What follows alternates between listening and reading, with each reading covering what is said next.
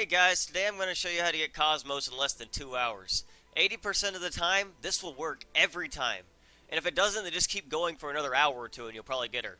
Trust me guys, this is not that hard and there is no reason you shouldn't have KOS-MOS at this point.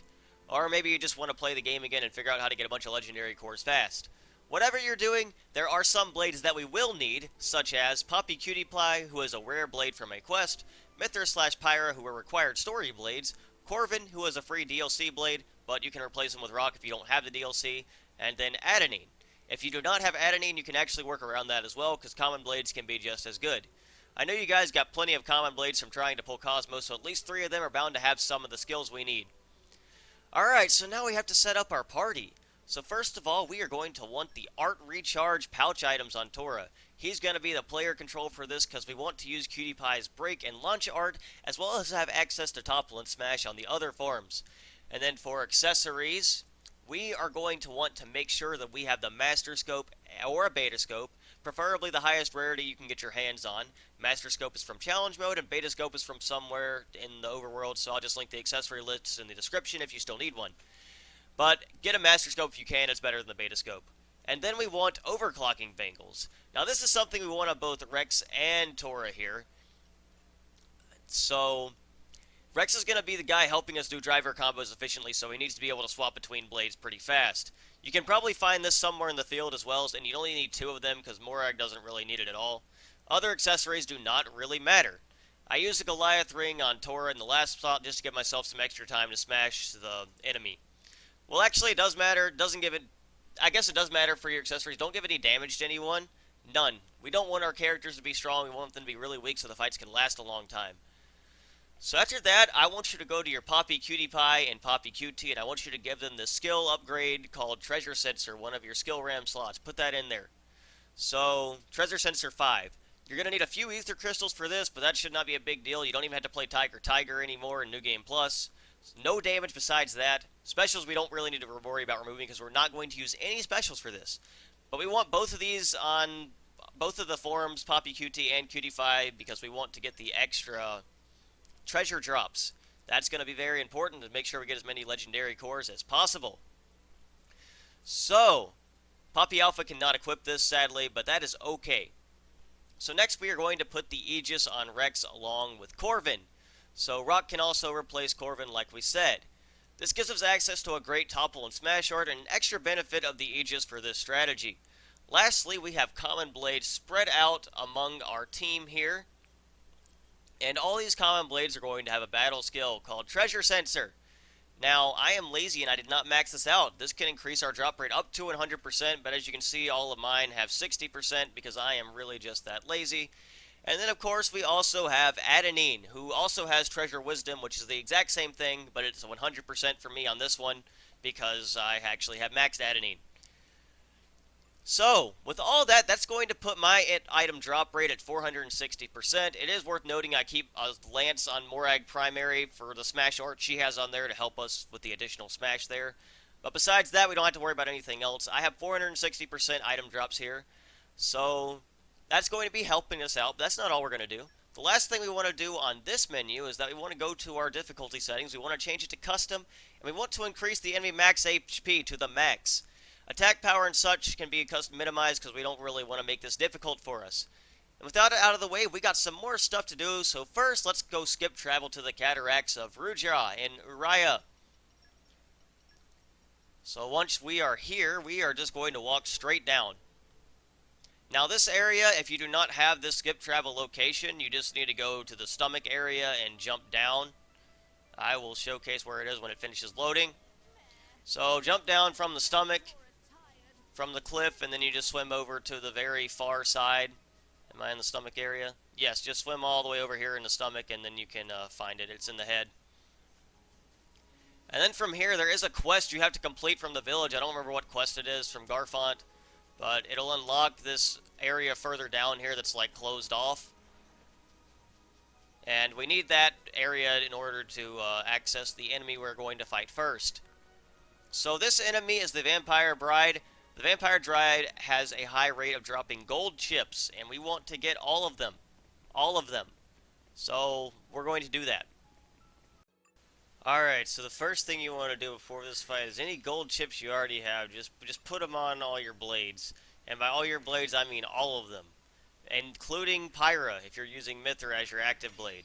You're going to want to just stack all of them because there is no cap on this stat. On the item like drop rate stat, there is no cap on it and it'll stack infinitely. Actually, there probably is a cap, but there's like the known cap doesn't, you can't really reach it, so it doesn't really matter. So we're just going to farm the Vampire Bride until we get what we want. The general strategy is just going to be the driver combo strategy you probably already know, sort of, but if you don't, I'm going to kind of showcase it here. It's really easy. Basically just break and launch with Tora and try to rely on your allies to topple and smash if you can, and if use Poppy Alpha and Poppy QT to do these if you need to. Corvin's going to handle most of the smashing, but there is going to be 1 minute during this where I'm going to use Numa. And we're not going to have Corvin, so I'll make sure to use Poppy Cutie to smash when I have her out, if Morak doesn't smash herself. And the reason for this is, you guessed it, Numa will also increase item drop rate. So when she is active, she increases it by another 100%. So as you can see, we're going to be getting a lot of gold chips here. It's worth noting that the more gold chips you have, the more likely they are to drop from this thing. So if you don't have any when you start this initially, you might not get them at a super fast rate. But if you have like the common blades with treasure sensor, you got it on Cutie Pie and all that, you'll still get them a decent amount and you should be able to get the 10 gold chips you need really fast. Basically, we're going to want to put them on all 10 blades, and that's going to give us another 500% item drop rate. And that's going to put my stat at 960%, which is basically all you need, which is, it's also 10,000 or 1,060% with Numa active. I think it might still only be 960. I don't know if it like stops applying Pirate Mithra's chip. I don't think it does. I think you always get the stat boosts, and I think that counts, sort of. But regardless, you're going to have plenty anyway, because the next fight, you'll see why in the next fight, you don't necessarily need that much more. You don't even have to max your common blades out unless you just want to for the even increased chance. So yeah, that's about all I have to really say about this fight. I'm going to speed through the rest of it really fast. But yeah, basically you can use the Vampire Bride Marion here. She'll also drop some legendary core crystals, which also helps us get a little bit here, but it's not going to be the main place we're going to want to farm these. So, yeah, basically in this fight, we're going to be getting our gold chips, and that's going to help us get everything. Don't worry about replacing the chips you have on your characters right now, because you can easily replace them. I think Moon Matter is basically the main one you're going to want to use on all the blades we have active anyway, and we can go farm those in what we're about to do next. So once you've got all that, you're going to want to put the gold chip on everyone. I think I put it on all the blades. I don't have it on here, and I'm going to have all of that. So all 9 active blades in my party are going to have gold chip, all 10 if you include Pyra and Mithra as one blade. And so after that, our next course of action is going to be to skip travel to the Central Ether Boulder and Tantel in the lower level. You can see I have 12 legendary core crystals here, and I'm going to quickly fight Ken.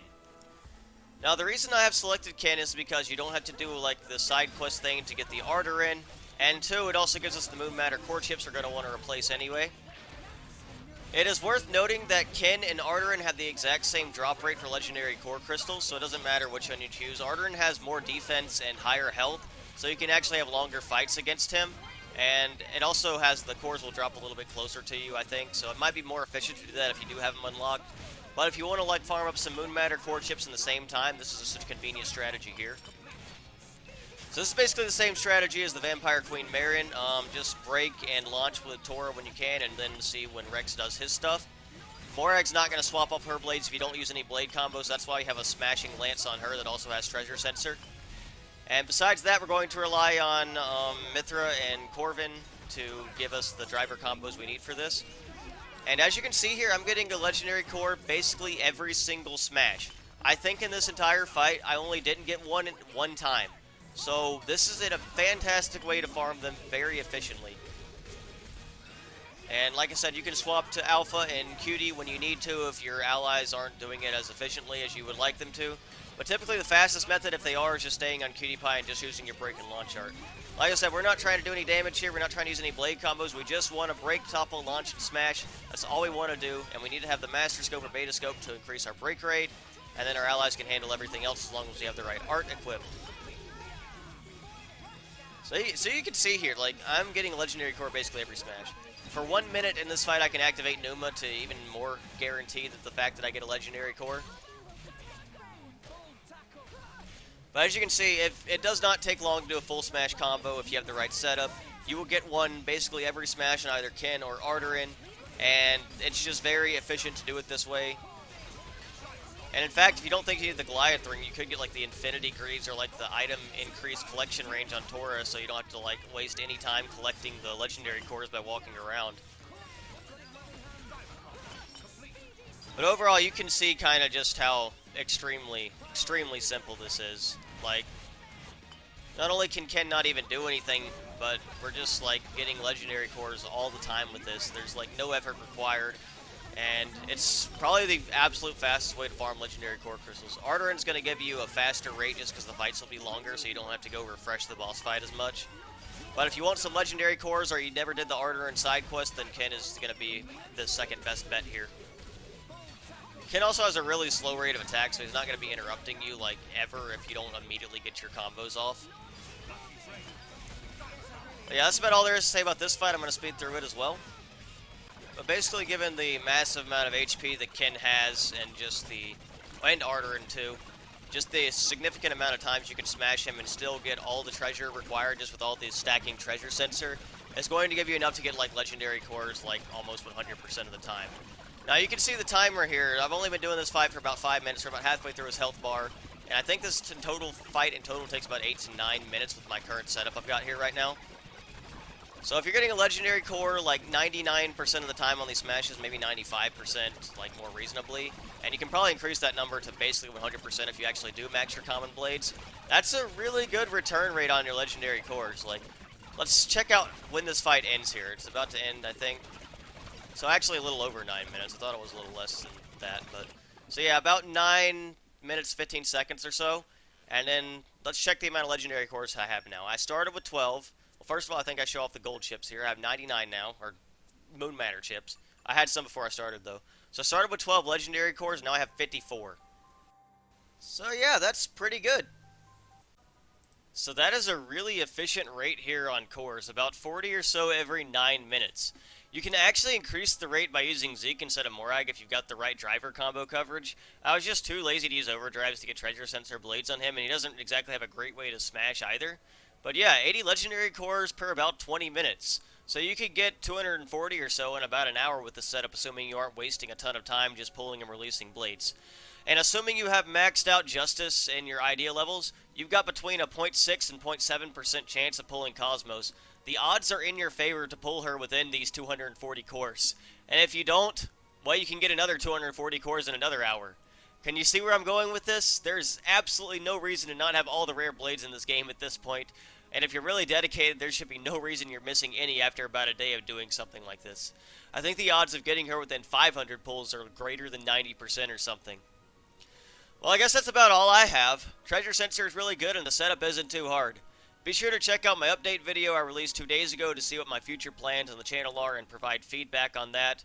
Based on what I've gotten so far, I think I'm going to do both the playthrough of Xenoblade X and the podcast, as well as my usual guide content. I think I'll do the X playthrough on my Twitch channel every Saturday morning around 11 or so Central Time, just so it's friendly for European hours. And of course, I'll upload it to the channel in hour increments about 2 to 3 times a week. And I see no reason not to start this week, so I'll just do it this Saturday. I'll try to make it very entertaining, but also very informative for people who want to just learn about the game.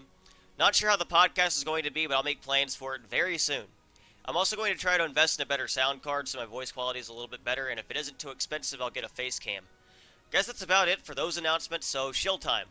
Make sure to subscribe to me on YouTube to see all of this wonderful content and to boost my self-esteem. It is not hard to press the button to do it, and I know you guys love me, so I would love your support too. Be sure to follow me on Twitter and Twitch as well, as I'm looking to grow those since they're much smaller than my YouTube, and I'm also going to try to be very entertaining there. Don't really know what else to say, though thank you all so much for watching. I hope you learned something, and have a wonderful day.